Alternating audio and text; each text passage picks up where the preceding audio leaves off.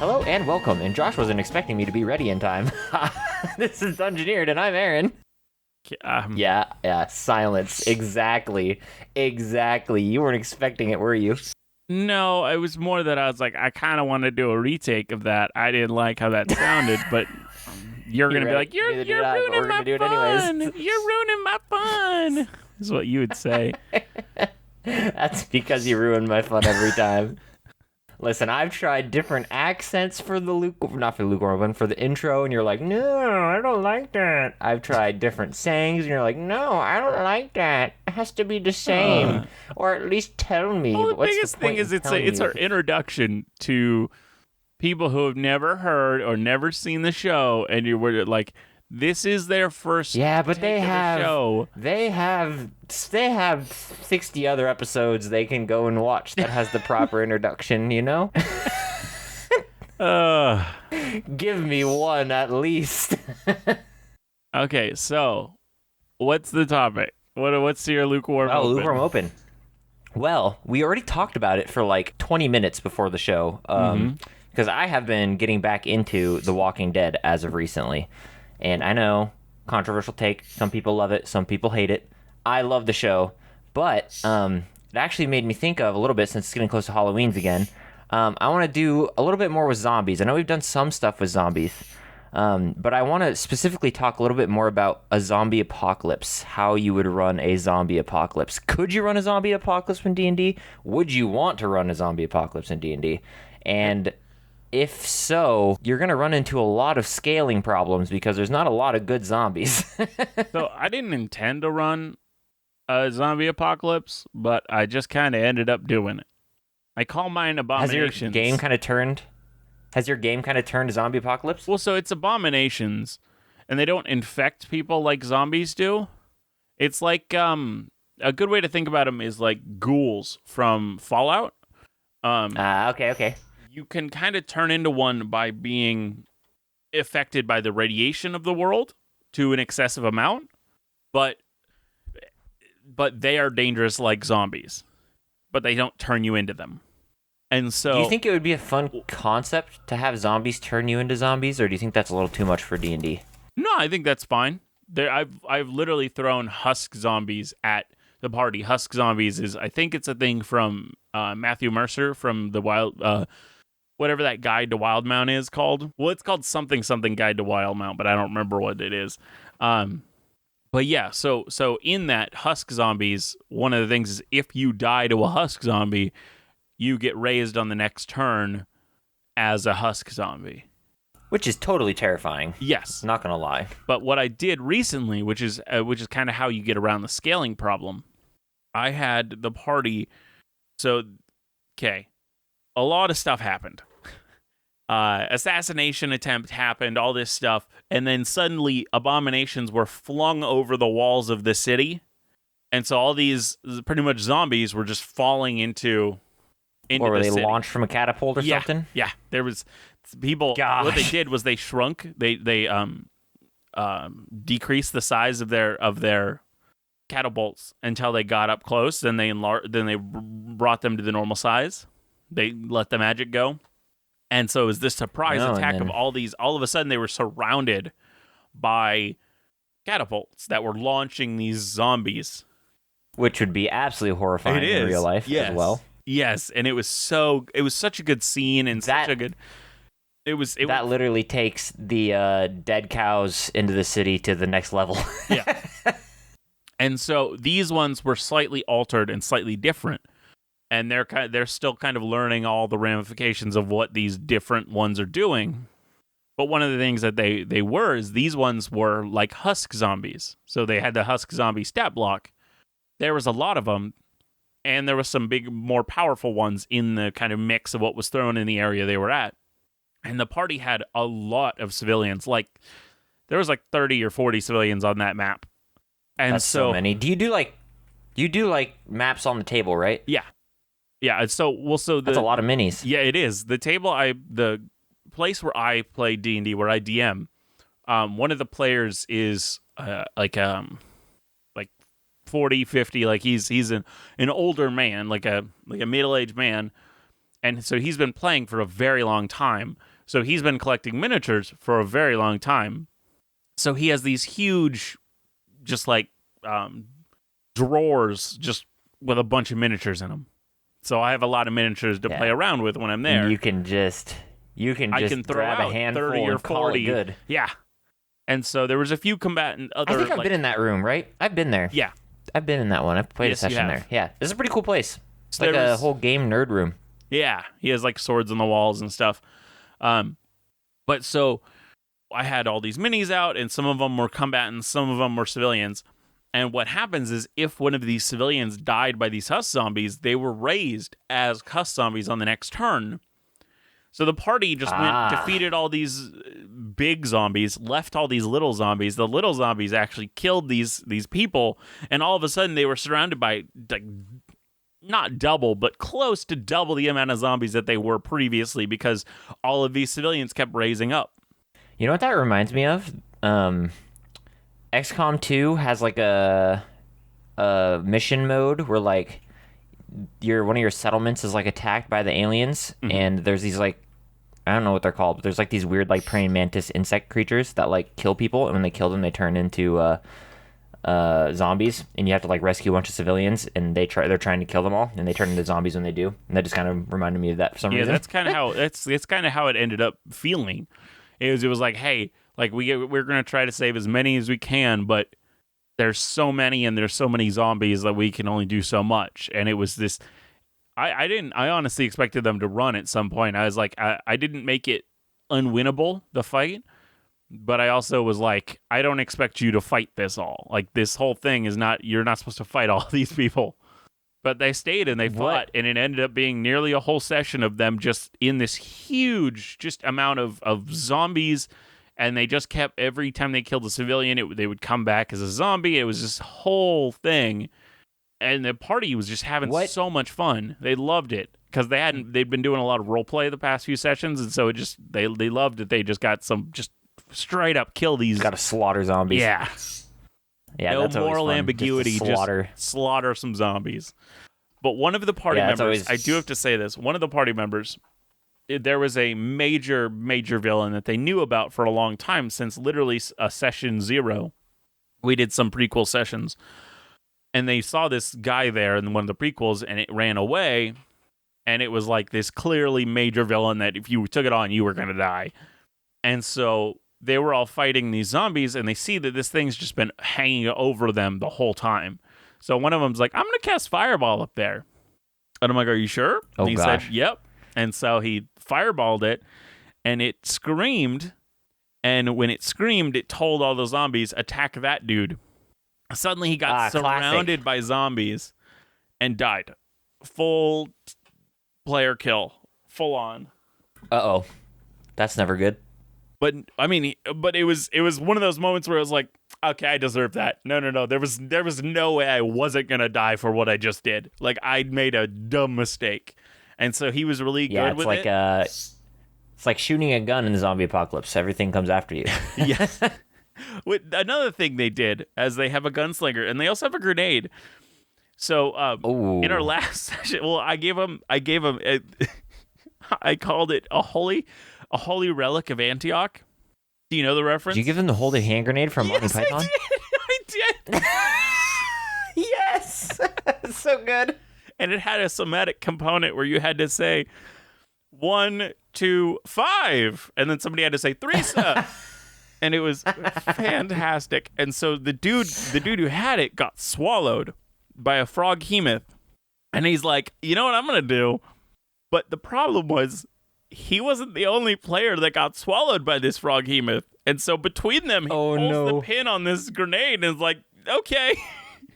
Oh, no. It was rough. It was a rough one, but it was so good. Just exploding frog hemoth. It was Do you it was a quite a scene.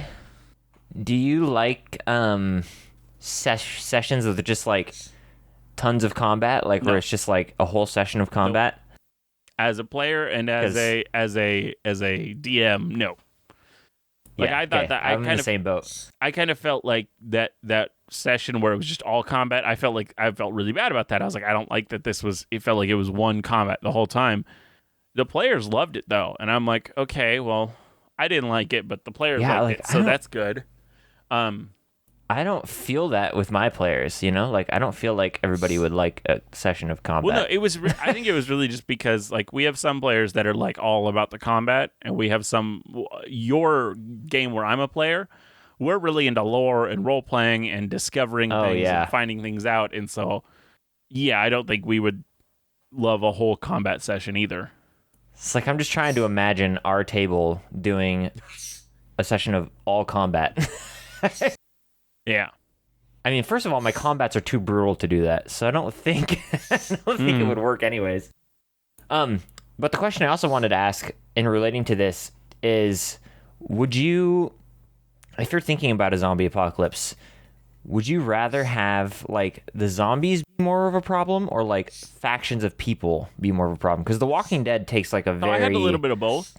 People are the problem, not... Well, I mean, zombies are a problem too, but people are the main danger. Yeah, so I think that's the main danger, but I think those people, and part of learning to live in this post-apocalypse, is learning to use the zombies to your advantage, like what these people did. Yeah. They're being attacked by people, and the people decided, hey, instead of sending our people in there and dying, let's just fling some zombies inside.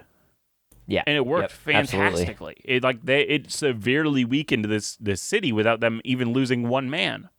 Yeah, I mean, The Walking Dead has some villains who do stuff very similar to that are absolutely terrifying and creepy. But they're major spoilers, so I don't know if I want to like share it because The Walking Dead's still kind of like going on. But yeah, I loved those people from the comics. I know exactly which ones you're talking about. Yeah, they were my favorites. Oh, man. I was so excited when I kind of stopped watching before they got there, but I was so excited for when they were going to show up. Oh, they're so creepy. I mean, they've dragged on a little too long now. But they've been around for a long time, like 4 seasons or whatever. So it's kind of like, okay, we're done. Like, yeah, because I was gonna say they were gonna be a thing right when I stopped watching. So it had to be a while ago. Yeah. And well, they're like the main villains now, but they're absolutely terrifying. They're just horrifying. Yeah, that's all right. Greatest way to survive a zombie apocalypse is do what they did. Spoilers though. Yeah, I mean, for sure. Okay, now on to real topic. Yes.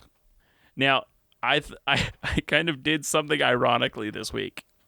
So, last week we created a really interesting nation, person, and item. It was a magocracy that had a rampant drug problem because this drug increased your magical potential, which would make your status in a magocracy increase to the point where nearly everyone was using this drug to increase the power that they had. But that also raised the bar of the power that people must attain to be something in this society.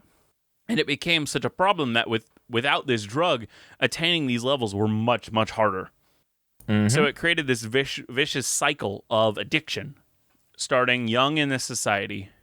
The consequences of this drug and the use of it will eventually make it so that the user can't use magic without it. And the head of this drug operation has plans for that kind of control over magic. But we knew in a society like this that there would be a group that denies this and fights against the use of this addictive drug. Our very own Fantasy Dare organization. Yeah. Yes, I'm waiting. So that's what I'm hoping that we create this week. And so for the topic this week and the irony that I brought to it is I decided to research the exact opposite. So we're going to talk about a bunch of well-known drugs from the Forgotten Realms. Yeah. Yes. So, how many drugs are there in the Forgotten Realms? Is that like a thing? Yeah, drugs are totally a thing that's what my whole topic is about, the different drugs of the Forgotten Realms. On the actual page on just drugs of the Forgotten Realms, they have, I didn't count them, so I got to count them real quick. 10. 14. Oh, I was close. But I think under other search terms, you can find a lot more. Now, in the Forgotten Realms, drugs are very similar to the drugs that we have in the real world, except many of them are infused with magic, taking herbalism and alchemy skills to create. Now, just like our world, They have drugs that are used medicinally and some that are recreational. And these can be used positively, but they can also be abused for negative effects. Now, let us dive into some specific drugs that we know of in the Forgotten Realms. Yeah, I've literally never heard of any drugs in D&D. I'm not going to lie. Like, First, never. let's talk about Dream Mist, also known as Mordain Vapor. Mordain is a rare herb that this drug is made from. When this herb was steeped in boiling water, it released this Dream Mist, a highly dangerous drug that, if taken incorrectly, is addictive and can kill you. This drug can kill you in 2 whiffs.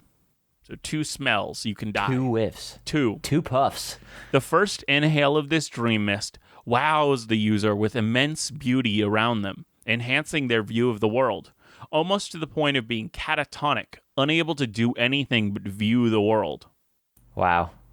Now, this high did not last long, and soon the mundanity of life returned with a harsh effect, as it is so boring in comparison to the high that it makes the user want a second whiff almost immediately, which, as I said, is incredibly dangerous and would most likely kill the user.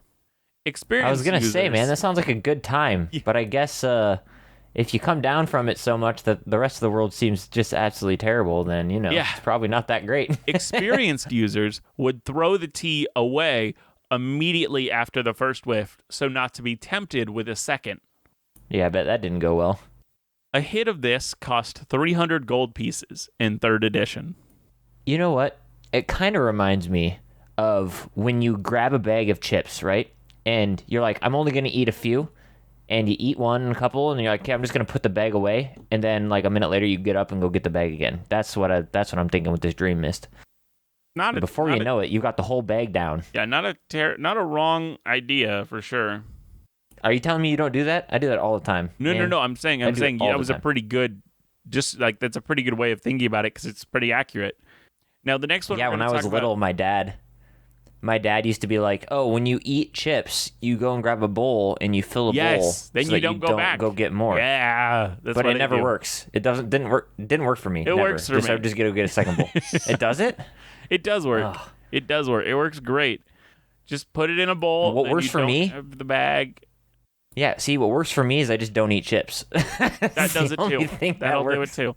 I don't eat a whole lot of chips. I cut out a lot of that kind of carbs.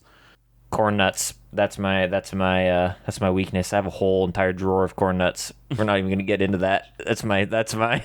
Aren't corn nuts pretty much chips? They're like really dried, hardened corn. Huh. Yeah, I love them. The second drug that we're going to talk about is called green sleeping dust. This poison causes... So we got mist and dust. The one that inhaled it to fall asleep.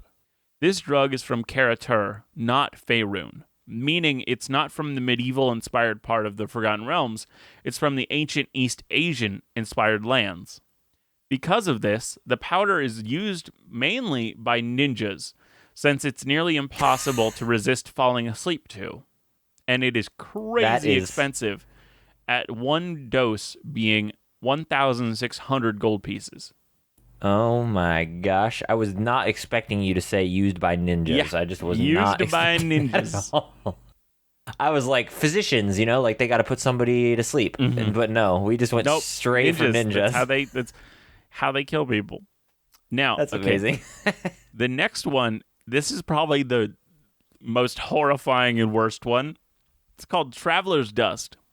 The drug Traveler's Dust comes in the form of a small rose crystals. They're only about the size of a grain of salt. All right, let me stop you there. Anything with crystals is bad. This is already going to be bad. Crystals are no good. Use of this drug was called Walking the Crimson Road. That's so good, though. It is. It's fantastic. This salt-sized drug is dissolved by laying it on the user's eye.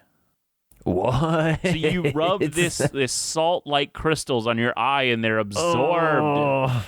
Horrible. Ow. Why would you do that? This is why, because it leaves a red haze on the user's vision, and it was said that all woes and sorrows sank completely out of memory, while all joys were raised to the very forefront of your memory. Probably because you're concentrating on your burning eyes so much. Jeez. This drug was the absolute worst to overdose on. So while on this drug, your soul is pretty much on another plane that some think is the actual abyss and is literally walking a crimson road. If you overdose, then you walk too far on this crimson road into a large pit that is surrounded by demons, while your soul screams and begs and cries, understanding what they're walking into. As you fall into the pit, you're consumed mind and soul. That's a terrible overdose. Like, overdosing is never good, but now... that's... That is a really good idea if you're like a demon collecting souls and you make a drug that like separates the soul from the body, and if you overdose on it, you get to keep the soul. That's a fun, interesting idea, though. That's why it was made. That's literally what it is for. It's demons to collect souls by this drug.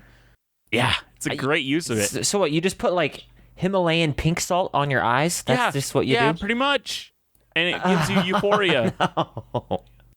Now, oh no, that can't be good. Next is a relatively normal one, which I literally only have one sentence about. It's called addled. Addled, which is a simple painkiller, and it works just like real-world painkillers. That's it. So it's used by ninjas. Got it. Okay. Got it. Now, this next drug, Honspare, was like our drug, but doesn't last as long. It increases the intellect of the user for a few minutes, but it makes them take more piercing and slashing damage to do so.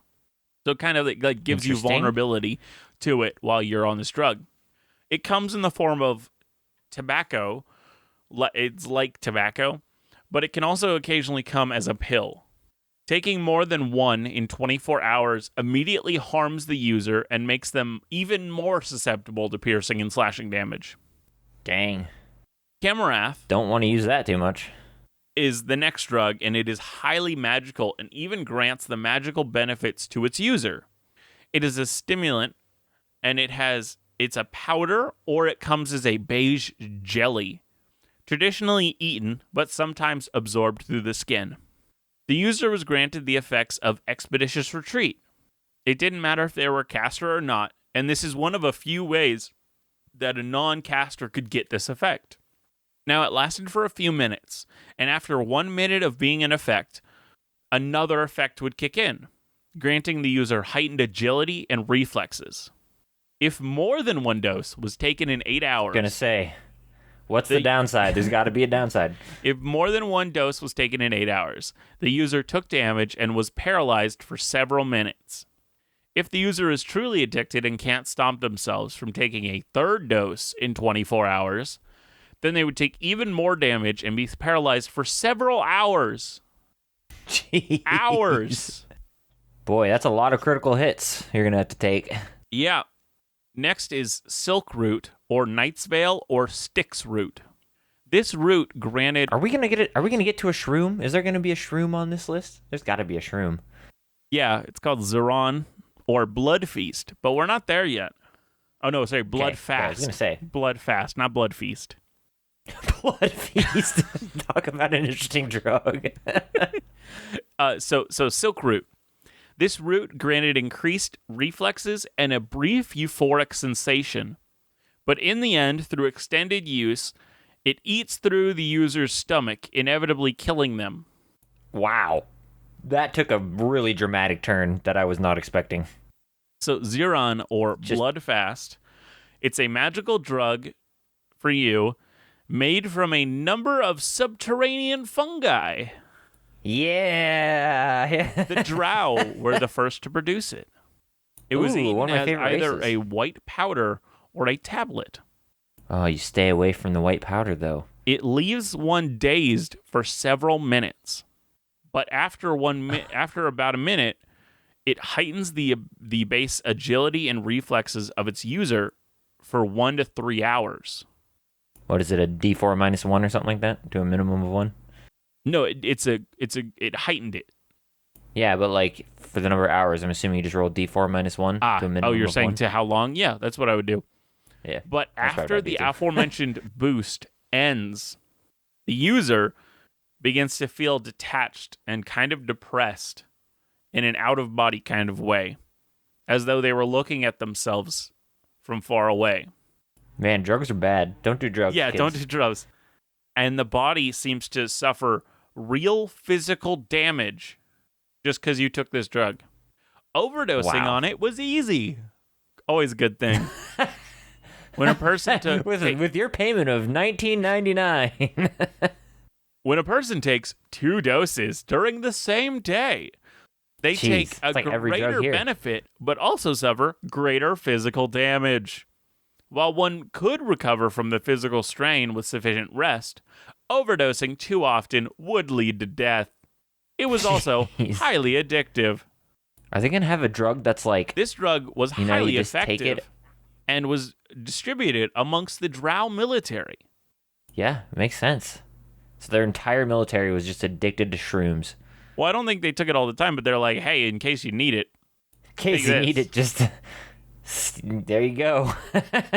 Next is Chancel. It's applied it's applied upon, not under, because under would be weird. It was applied upon bare skin. Oh, okay. It increased... Like under bare skin? Yeah, I was like, that doesn't make any sense. It increases... Cut open your arm and have to jam drug in there? Yeah, it increases your skin sensitivity. Oh, that'd be creepy, though. Well, I mean, there's a lot of, like, recreational uses. Wink, wink, hint, hint.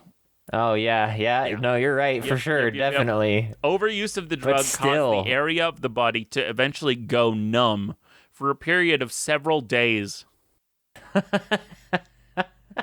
Oh, no.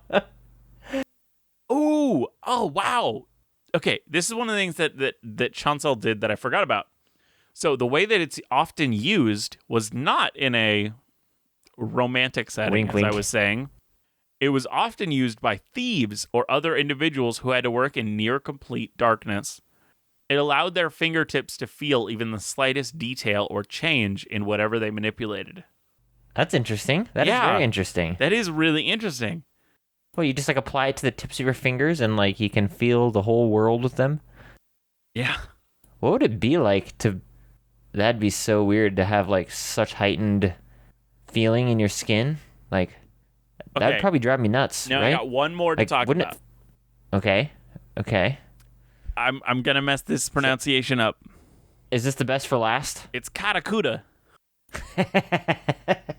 So Katakuta is also known as dragon skin. And it was another drug that was also created in Karatur, the East Asian-inspired land. The drug appeared as a brown paste that was applied directly to the skin. Yeah, that does not feel nice. Does it give you like AC bonus? What does it do? In its usable form, the drug appeared as a brown paste that was applied directly on the skin. A single dose cost 100 gold pieces in Faerûn. When applied, Katakuta hardened the user's skin for the duration of half an hour, so 30 minutes. After that time, the user's muscles went into spasms, causing incredible pain. Don't do drugs, kids. Yeah, that does not feel nice. Does it give you like AC bonus? What does it do? It hardens your skin. So I would say it like either it's like stone skin, like gives you resistance to bludgeoning, slashing, and piercing. Does stone skin, the spell, does it make your movement less or something? No, because your skin's not literally turning to stone. It's just it's one of those ones that was not dumbed down, but kind of weakened for 5th edition. Yeah, in other editions, it was like a lot more powerful. Or it might have been bark skin. It was one of those ones. It used to be like way more powerful. But sorry, talking about stone skin, I have to talk about this because some people don't know this, and everybody needs to know this.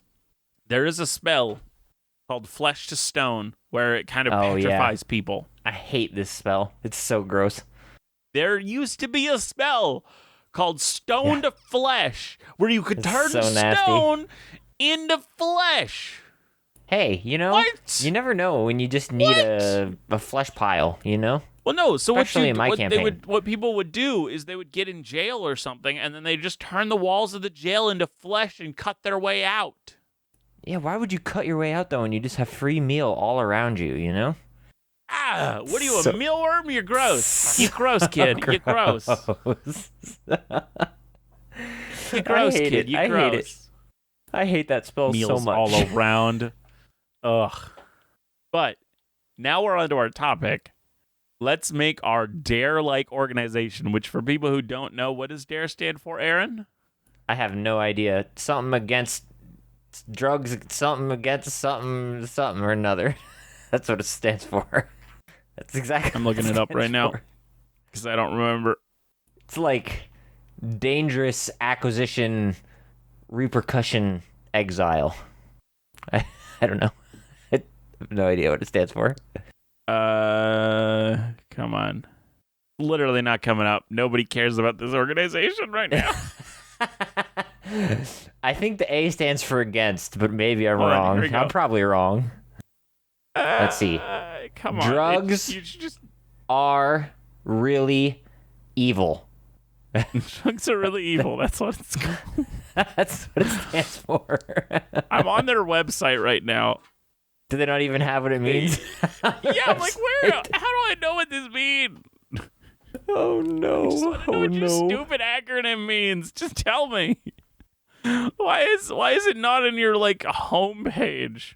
Honestly, I'm trying to think realistically what DARE stands for, and I really have no idea. Drug Abuse Resistance Education. Okay. I was really close on a couple of those. Not really, but yeah. No, not even. So, Drug Abuse Resistance Education. Okay. Yeah, that's not. So where we're gonna make our own anti-drug organization. Who are they? Drugs are really evil better though. Drugs are really evil. So that's our in-world one. Is drugs are really evil. Drugs are really evil. We're DARE. Drugs are really evil. The first name on Dungeoneered is DARE. Drugs are really evil. I think we already had another name, but true. Yeah.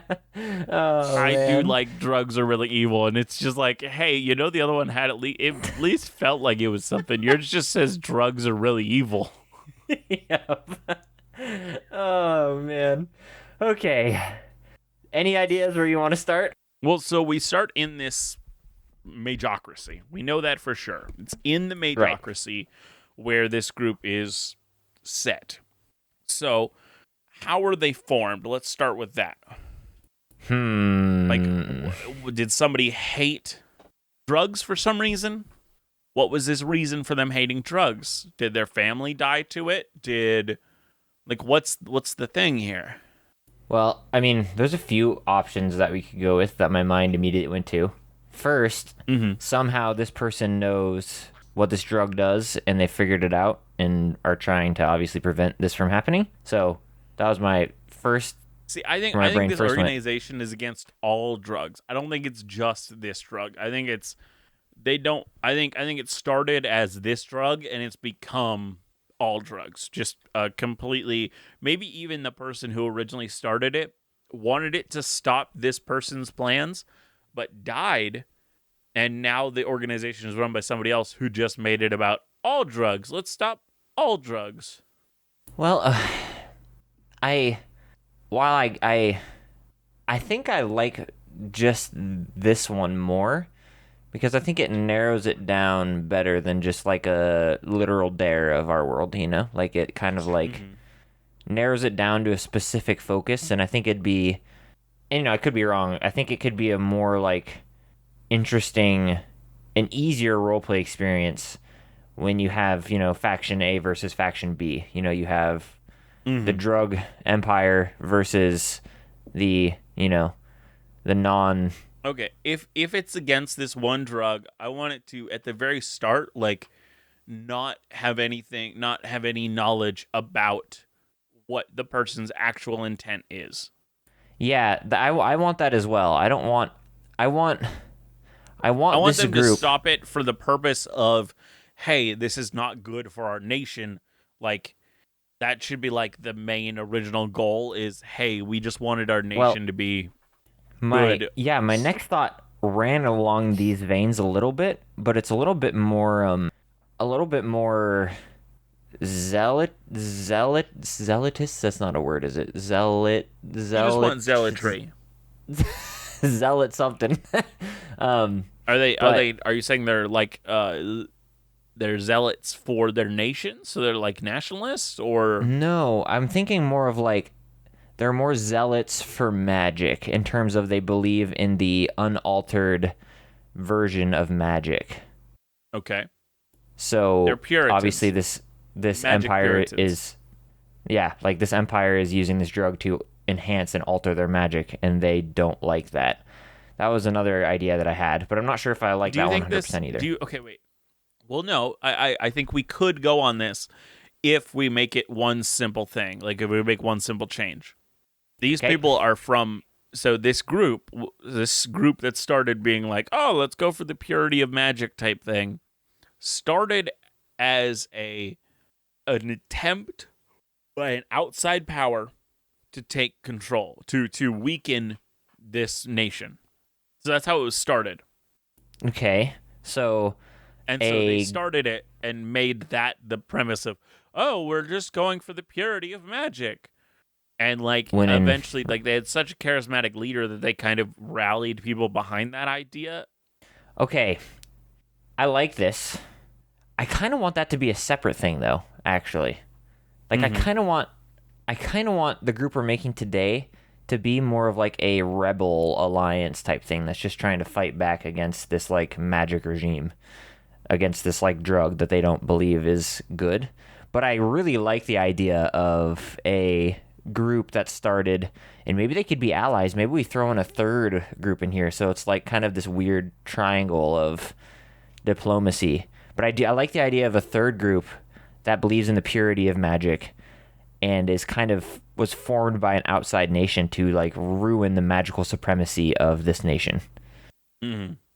So I do like that a lot, but I still kind of want there to be like this like rebel, like small rebel group that is I mean, the only thing I can think of is how they'd form is like the guy who formed it, his parents died from this drug or whatever, and he was able to kind of like experience firsthand what it does to a person when they're, you know, like on the dregs of their life. Well, so okay, Like, here. So what I think is, I think what happened to this kid, this. but that's so typical. He's an adult that's now. so typical. Yeah. So what I think happened was his parent was like super high up, like a major member of this or of this of the government or whatever. The government fell on hard times, or at least had less and less money. So it fired people. It said, "Hey, you're terminated. Your contract with us is terminated." Bye. His family became really, really poor to the point where they could no longer afford this drug. His mother then lost all her magic power because she was already addicted and couldn't get any more of the drug or pay for more of the drug. To the point where she became what would be considered like they probably have some rude name for people in the nation that can't use magic. And she Okay. became one of those and was kind of cast out by the society. Okay. And like he became a doctor or something like through this, as like he tried to help her, like when going through withdrawal he would like do what he could. And so he kind of gained this medical knowledge and kind of kept learning it and became this medical person. Okay. And was able to detect at the end that the reason why she lost her magic was because of this drug. And he wants to reveal that to the world. I love this idea. And what I'm also thinking is because this dude's like a doctor, he has gathered many people who have lost their magical ability and is now training a lot of them in like the use of swordplay and stuff. So now there's like a coalition of people who can't use magic trying to fight back against people who can to stop the use of this drug that prevents you from using magic. So there would still be wizards and stuff in it, but like they take like the people who are like now outcasts in society who can't use their magic, and they've like formed this resistance to try and fight back to reestablish the arcane without using this drug. Mm-hmm. And so now they're like level 3 fighters. The ones that are not like so horrendously harmed by it. There's also a group within them, probably a small group, that has they have done something to the drug to enhance it so that you can get your magic power back with this like for a limited time with this slightly more powerful version of the drug. So there are people within them, like if you're going to have them fight a combat, there would be some that could still use their magic. Well, I just think in general there'd be people within this resistance that can just use magic in general. Like they never succumbed to the drug. Like they were able to get off it, so they can still use magic. But I love the idea of how it's starting was like you said, kind of like people who lost their magic from this drug and realized the effects of it, and they started training with like swords and stuff like that, and all now are trying to defeat this mage empire using swords and bows and a little bit of magic and stuff. But I think I love that idea a lot. Yeah, I think that's super, super fun. So what do you see the relationship between these two entities, like the rebellion group and then the government group? Do you see it like the government doesn't know about them yet? Do you see it as like they're actively fighting? Do you see it like the government doesn't know who they are, and every once in a while there's like mishaps where like storage caches are destroyed and stuff like that? How do you see that playing out? So, okay, sorry, which group? Because are you talking about the infiltrator group or the other group? I'm just talking about the basic rebel group that has a bunch of fighters and stuff. Like, do you see them as being like unknown by the government? Do you see them having current conflict? Do you see them like what do you see that? I think they're known, but they have to remain slightly hidden because they're kind of persecuted as, hey, like this is just how it works. You gotta stop rocking the boat, and these are a group of people who will not stop rocking the boat.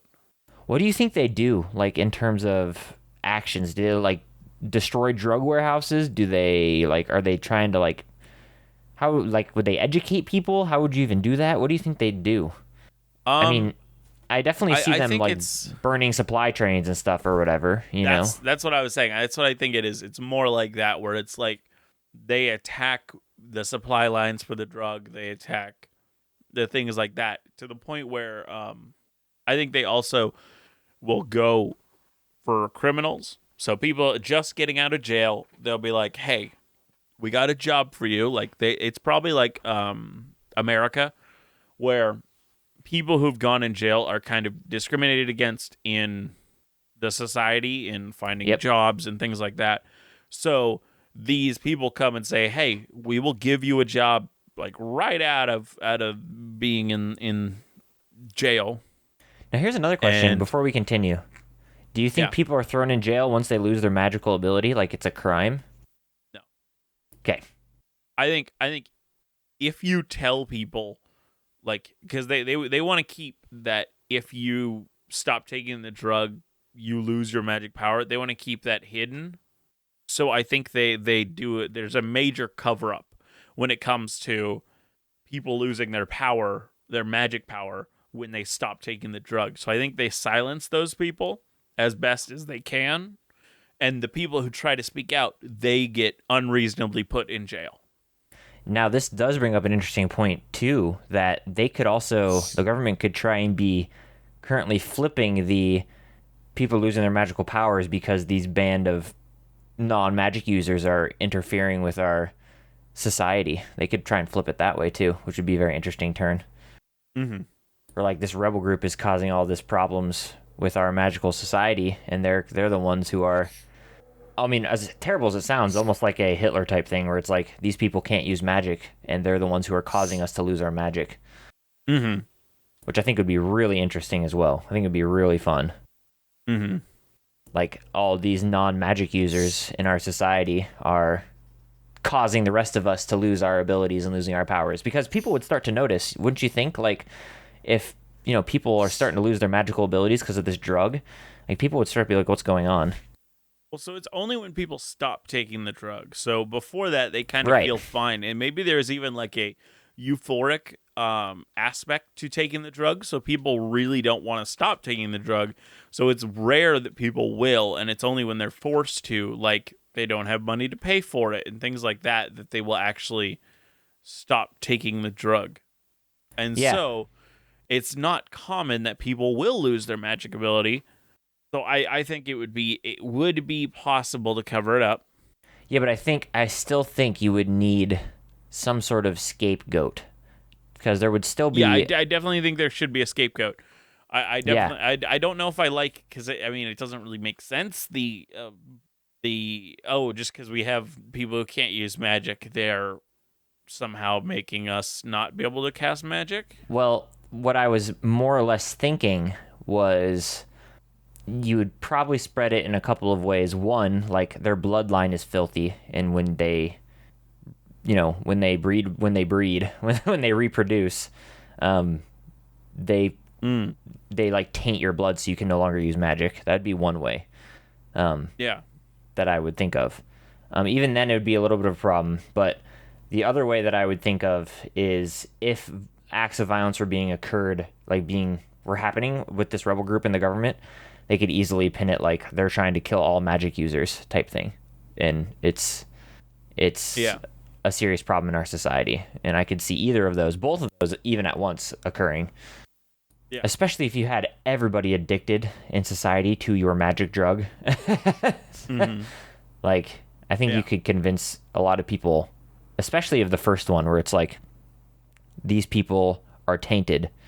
They are, or you could even spread it like it's a disease. They could make a rumor like, if you're close to these people, you can catch their disease that essentially dampens your magic, that gets rid of your magic over time. Mm-hmm.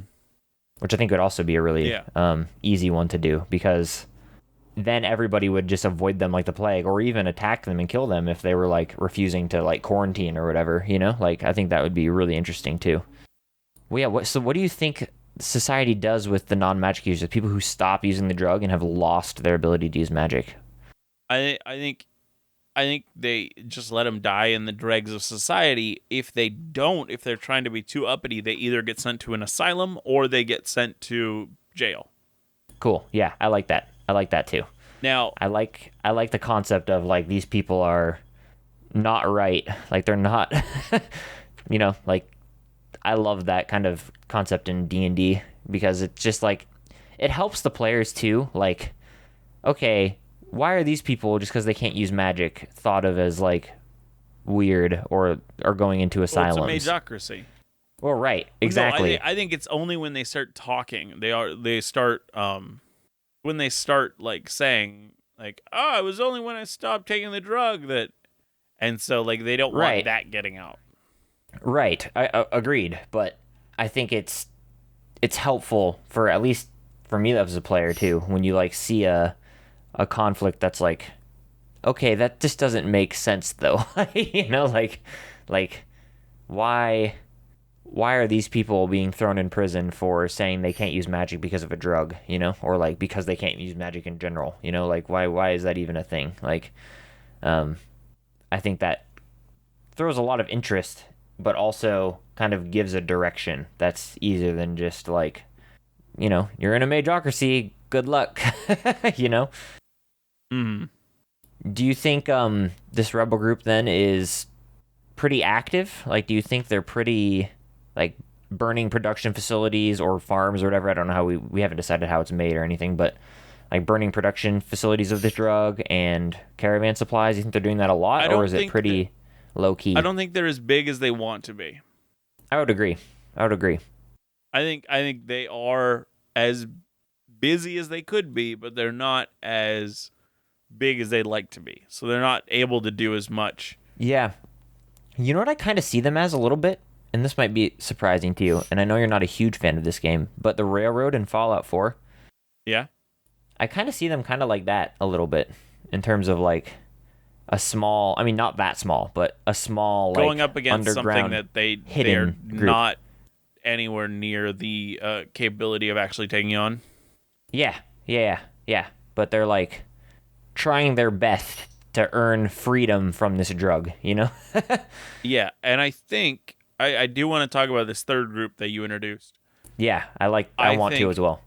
So the biggest thing that I think that this other group is doing, this government organization that that's trying to overthrow and near their this nation, I think they are working as like a third party, a kind of neutral third party. So what they do is they have somehow, like spies or whatever, have figured out the main dude who creates the drugs plan to Okay. kind of remove magic powers. And they love that because that's going to screw this nation over severely. So, Okay. I like this. so they are helping him while also helping this resistance group. So the resistance group can hurt that nation more, but they're also helping that dude with some other, like, whatever his like major goal is. Like he wants to stop magic because he believes it's going to bring back the end of the world, but he doesn't know when it is, and he doesn't know when he's going to stop his production. So I think whatever they're doing is they're helping him with that. So they're kind of playing both sides of the coin, but Because they're both destructive to that nation. So they're like, hey, I don't really care who actually wins in the end. It's like another Bethesda game. It's like Elder Scrolls, it's Skyrim, where like the Dominion is like kind of allowing this civil war between the Empire and Skyrim to occur, because then they can just like sweep in and like, you know, mop up the rest. Yeah, they'll destroy whoever's left anyways. Yeah, I like that a lot. That's exactly what it is. It's the same idea. So then how do you think they're going about it then?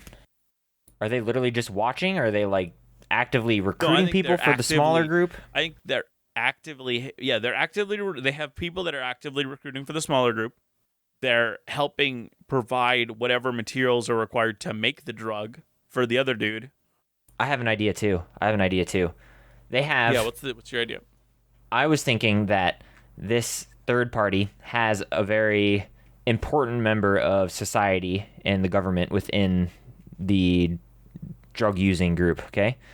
And they are also an informant for the rebellion group. So they're giving them like coordinates for production facilities, movements of caravans and stuff like that, while also simultaneously doing the opposite of like every once in a while, like, oh, we heard the rebellion's going to attack here, or every once in a while they're like, oh, we need to move our drug facility here because the rebellion is going to attack. Like they're kind of playing this two-sided coin where they're part of both the groups, part of all three groups. They learn the info because they suggest the info. Yes, yeah, they learn the info and they adjust the info and expose the info to people who need to hear it at various different times. To make them look better. Yeah. Yes, that's good. And so the players could, you know, possibly even meet somebody like that, which would be really interesting. How low key do you think this third group is? They're probably keeping it pretty quiet, I'd imagine, right? Yes, they are. They're only doing things that they need to, and they're not even. I think they're doing both. Not as like they aren't like. They're not like saying, "Hey, we're this group and we're helping you." It's like their members are kind of like spies inside each organization. So it just seems like, oh, Fred has all this info. Fred has sources. Fred's helpful. But Fred is getting info from this larger source. You know what would be really interesting, too, is just thinking of if, like, players are to play in this little area. You know, they could easily side with the third party's individual, thinking he's like a railroad spy type thing, you know, like a rebellion spy, and not realize that he's actually a really bad dude trying to overthrow and destroy this government from another nation. Yeah, he's trying to do whatever the most destructive action is. It would be really fun. So they're really interesting intrigue. Yeah. Like where you know. And I think also if they begin to do things that kind of helps everybody, like if the party begins to kind of be like that, try to be like those nice moderators, like, oh, like let's figure out what's going on, and then they kind of find out all this stuff, like, oh, this dude's just worried about the end of the world, and kind of like figuring all this stuff out. eventually this group is going to try to assassinate the party as they're like, hey, you can't. Oh, yeah. Like we're here. This turmoil needs to happen. We must destroy these people. Oh, for sure. Or at the very least, giving them misinformation as best as they can. Yeah. Like, oh, there's an actual book about this already, you know? You should read this one type thing, you know? Or, like, giving them information about what they've heard and seen. Yeah. And that would be really fun. That'd be a really fun little political intrigue. It would be. It would be very good. Dive into. Where it's this, like, complicated mess of 3 separate groups. Which, you know, in my opinion, one's pretty much right. You know? You know, you have your government who's literally force-feeding you drugs to get you addicted so they can stop your magic use because they think it's the end of the world. And then you have the group that's trying to have the most conflict possible so they can come take over your government. And then you have the other group who's like, we just want to use magic without drugs, you know? Just want to use magic without drugs. What's your problem, man? I don't know. Do you think this third group is known? I don't think that, no. Yeah, okay. Do you think this third group is known by the other 2 groups, or are they kind of under, like, really hidden? Like, they're not really known about? I think it's such... I think it's like... Okay. I think the big question here is this group part of a larger group that's, like, a well-known spy group for a certain nation? Are they just members of this large spy group that, like in Dragon Age, they have the Antivan Crows, who are like this well-known assassin group that everybody in the world knows about, and that you can hire them to assassinate people. And like, it's just so well known that this group exists. Or is this like a small group started specifically for this one nation to bring turmoil to it so that they can take over? Oh, man. Honestly, I think probably both. Like an overall part of a bigger spy group that's from a nation, but a task force directly dedicated to this, if that makes any sense. Yeah. So it's a task force of this larger group that's just focused on this one nation. Right. Yeah. And the reason I say that is because, I think it'd be really fun to have hints here and there of, like, similarities to a major spy group, you know, that the party could possibly catch on to here and there. So, like, it'd be fun to kind of drop hints here and there. Yeah, of that lore. And then also, if it's like a sub-task group, you're not dealing with something that's so overwhelmingly, like, impossible to, you know, figure out, that it's easier as well for players to help solve. So I think for those 2 reasons, I'd probably do a little bit of both. And then, I mean, who knows where it would devolve into? It could just turn out into an all-out war, which is also really fun to play in D&D, as long as it's, you know, done properly. But it can also be really fun to play. Yeah. Because, I mean, I pretty much see this as becoming a gigantuan war at the very least, or like some sort of horrible assassination mission or something. Yeah, I definitely think that whatever happens here is going to have some sort of negative effect on the nation, which then will make this other nation attack, which is all of that could be important to the players. Like, if that's where they want their story to go, they could be a part of all of this. Which, yeah, then you get into the Skyrim problem again, where it's like, well, then do we side with the Drogue Empire to, like, keep our strength so that when this nation does eventually try and take us over, we can actually do it? Or do we, like, cripple our nation and have a weaker fighting force, but the freedom of magic and not, you know, drug use? Yeah. To only then be conquered. And that would be a really fun, really hard decision. And I think that'd be good. Totally. Well, I think this is a good... I think it's a wrap. A good episode here, yeah. I think it's a wrap. Now, extra lettuce, no cheese. No cheese? What? Well, I mean, I like cheese, No, we're done. This is... last episode, you've said no cheese. We're ending it. Civil war between Aaron and Josh over cheese. Cheese. Yep. Is cheese life? Cheese. Is that what you're saying? Cheese is love. Cheese is life. Cheese is, like, all right. You're wrong. But thank you for listening to episode... do you just eat cheese normally? Like, just like a block of cheese? Like a slice of cheese? I could if I wanted to. Oh, that's weird, man. That's weird. I haven't done it in a while, but I could if I wanted to. And don't tell me you consume the dreaded string cheese. Dreaded? Do you eat string cheese? I don't get what you mean when you say dreaded. Oh no! Oh no! Oh no! No! No! No! I can't do that. No, You not sir. do the nice peel on the side? What's your problem? Cheese is good on things and with things, but like cheese by itself is just too much. Okay. And the only acceptable cheese is episode... extra sharp cheese. That's the only acceptable cheese. I do like extra sharp cheese. Now, so good. Anyways, okay, continue. This is episode 56 of Dungeoneered. Where we talk about drugs and cheese. I guess drugs and cheese, episode 56. Thank you all for listening.